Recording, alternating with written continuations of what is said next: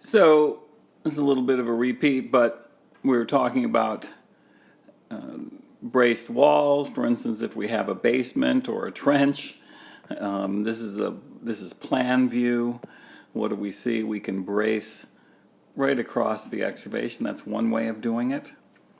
And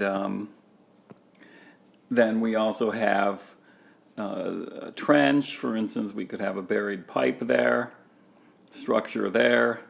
We need to brace that trench to make sure that neither the pipeline nor the building experiences any deformation. And we can brace, right across the trench. Other ways to brace something are, well, that we don't, if it's a very wide basement or a very wide trench, then sometimes it's not practical to brace all the way across. So in other words, if that distance is too far, or if that distance is too far, then we can brace in that manner, whereby we use the bottom of the excavation and we can brace from a point down below. And so there are lots of different bracing schemes. We can brace, like that. Oops. We can brace across like that, sort of thing. So there are different things that can be done, but you have to be very careful when you're bracing like this, because these members are all in compression, and if any of them buckle, you've got a serious problem, because once one of them buckles, then the load gets transferred to adjacent bracings, and sometimes they buckle, and then you get a series of very rapid repeated bucklings, which results in a disastrous collapse. So you have to be very careful when you do this, put it that way. And and we mentioned that when we install our we're going to create our braced wall, and say we're digging a trench or something like that. We first drive sheet piles, for instance, and then we begin to excavate, and we put in a brace, and then we excavate some more, put in another brace. Along the way that we do that, the wall moves, it bends in, and then we lock it in place, for instance, and then we excavate some more, and the wall moves again, and then we lock it in place. It's a complicated, so in other words, I'm not going to go through it again, but we have different active and passive zones, and so we don't use our normal triangular shaped active and passive pressure distribution. So when we build the wall like that, and I'm not going to go through this, Terzaghi and Peck developed this theory. People use these distributions that are trapezoidal rather than triangular. This is for clay, this is for sand, and this gives us the stresses that are used here. So they developed this based on observations. So in other words, Terzaghi and Peck, they developed this method based on observations. Again, soldier beam wall.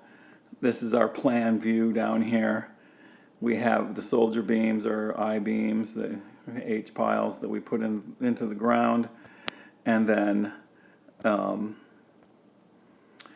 what we do is we put in the board, the lagging that goes in. We swing it in like that to get in, and we put it up against the flanges of the beams, so that we have something like that. And we need to make sure it fills. You got to fill stuff in, fill in gaps, things like that, to make sure it's tight. When you're looking at this, when you're all finished, it looks something like that. And here is a photograph of in this case, this is a permanent wall. It's a common type of wall.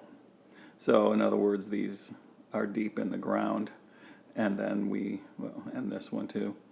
And we put in the lagging across. And it's a nice, it can be, and you can see it's a nice looking wall.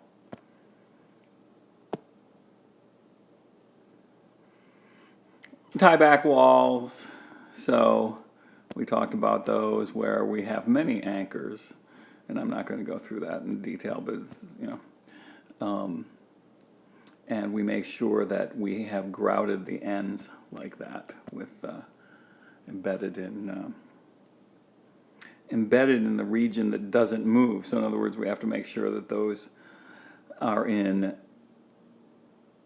soil that is not soil or rock that is not moving. And so what I'm showing here is this region of soil will move.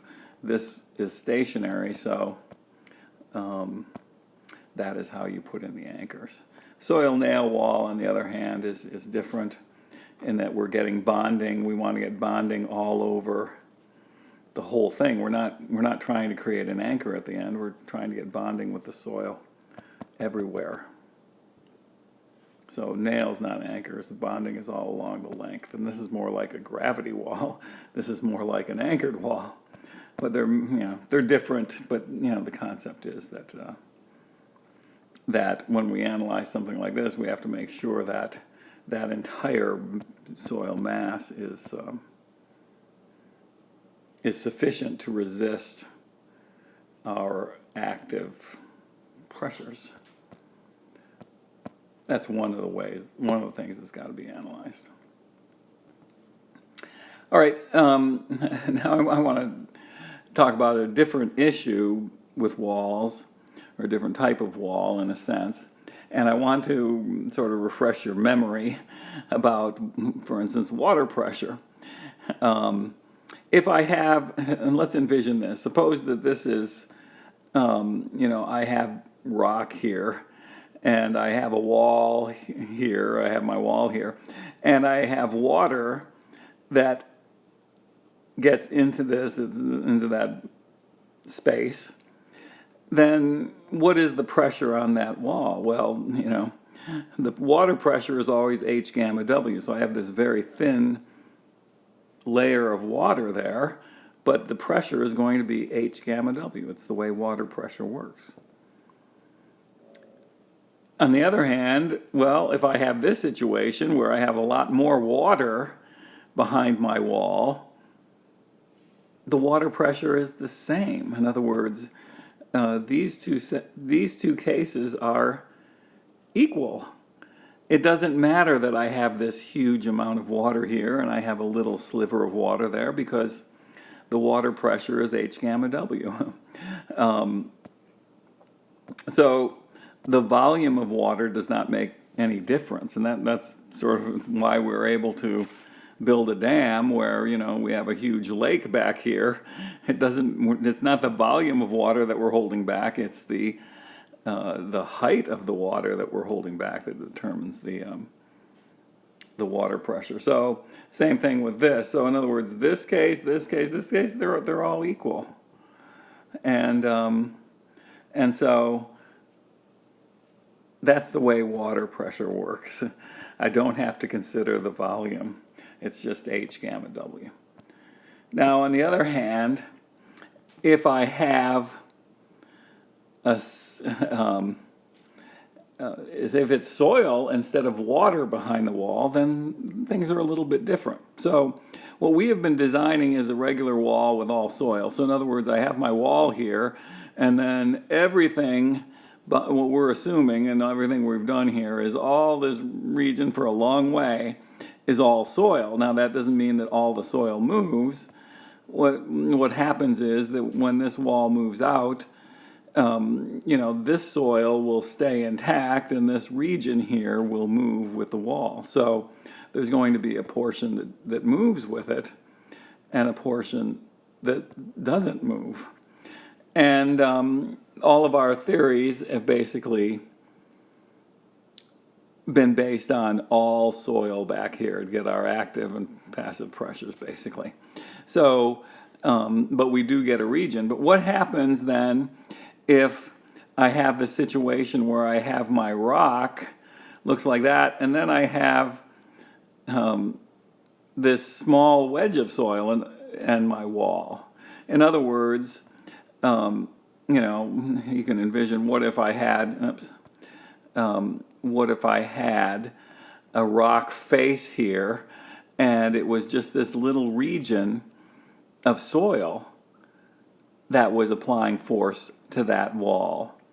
Would I get, does that change the stresses on the wall and the forces on the wall? And the answer is yes. Soil is not like water. If it were water, then all these situations would be the same. But soil is not like water, and if I don't have much, so in other words, if all the soil is that I'm holding back is there, then I'm going to have a smaller amount of load or force on that wall, on this wall. So how can we analyze it? So the situation that we're looking at, and this is a common wall in a sense, is that I can have a rock face and then I have a road here and I put up a wall, and you know, a lot of times what happens is that we're trying to catch the falling debris from this rock surface, and we want to make sure that does not go into the road. So we are building a wall to hold back a certain wedge of soil, gravel, basically. And the way we're going to analyze it is we're going to take a free body diagram of that, and when we take the free body diagram, this is what it looks like. In other words, we're going to make a cut along this face and a cut along that face. And like I said, anytime we make a cut through soil, we have what? A normal and a shear. A normal and a shear. So to draw our free body diagram, we have the weight of that soil wedge. And I don't know what these are. I don't know what N1 is. I don't know what N2 is. So I'm just going to draw them as N1 and N2. But if this wall moves out, then what happens is that we get sliding along this face, and I get sliding along that face. And if that's the case, then this force is going to be N1 tangent phi prime. Remember, because tangent phi prime is like coefficient of friction, so coefficient of friction mu N1 or N1 tangent phi prime, the same thing. This one is going to be N2, and then here I've shown N2 times tangent of 2/3 of phi prime. Well, what's that? Why am I using 2/3 of phi prime instead of all of phi prime? Why? Because and typically we have sort of, when we have our wall here, the face of that wall generally will be somewhat smooth. And so I'm not going to get my full tangent of phi prime for this soil. In other words, we're taking the tangent of the phi prime of that soil. But if this is really smooth, if this wall face is really smooth, then I'm not going to get a lot of friction there. So sort of a rule of thumb, people take 2/3 to show a reduction because of the smooth concrete wall. We are assuming that the rock face is rough. So I use you can be conservative and use something less than phi prime over here also, but it just depends on the situation. So what we do, if we look at this, then what are the known things in this diagram? Well, I know the W, so in other words, I can figure out the weight of this wedge of soil simply by knowing the density and volume. And I know the phi prime because I can test this soil here, and I can figure out what that phi prime is. So I know this, I know that, I know that. What I don't know is, I don't know the N1, I don't know the N2.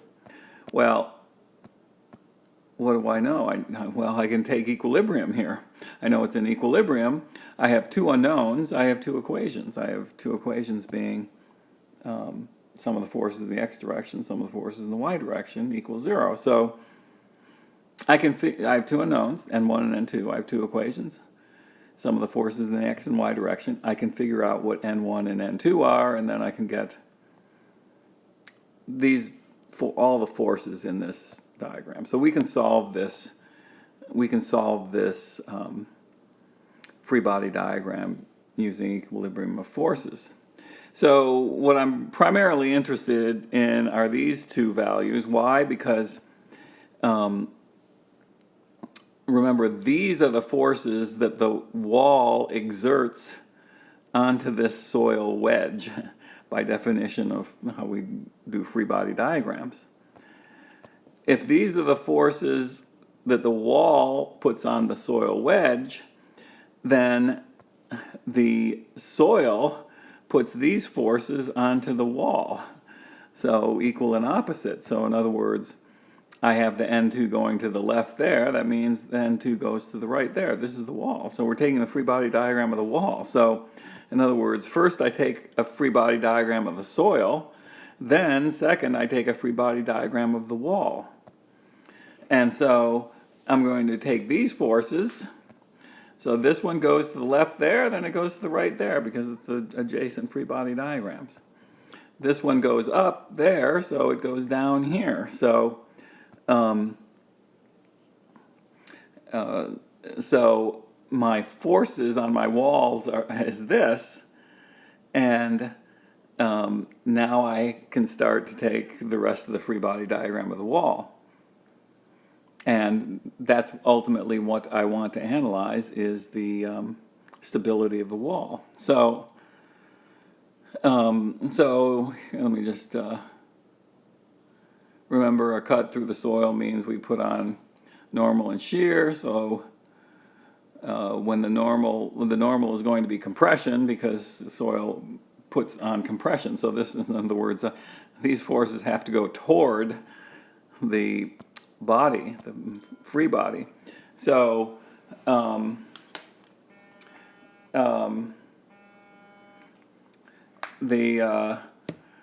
so now I'm going to take a free body diagram of the wall. And now what we have is, like I said, if the wall is not very rough, then I'm going to take U is equal to 2/3 phi prime. And then I'll explain this in a minute here. Okay, I'm going to pause here and I'll take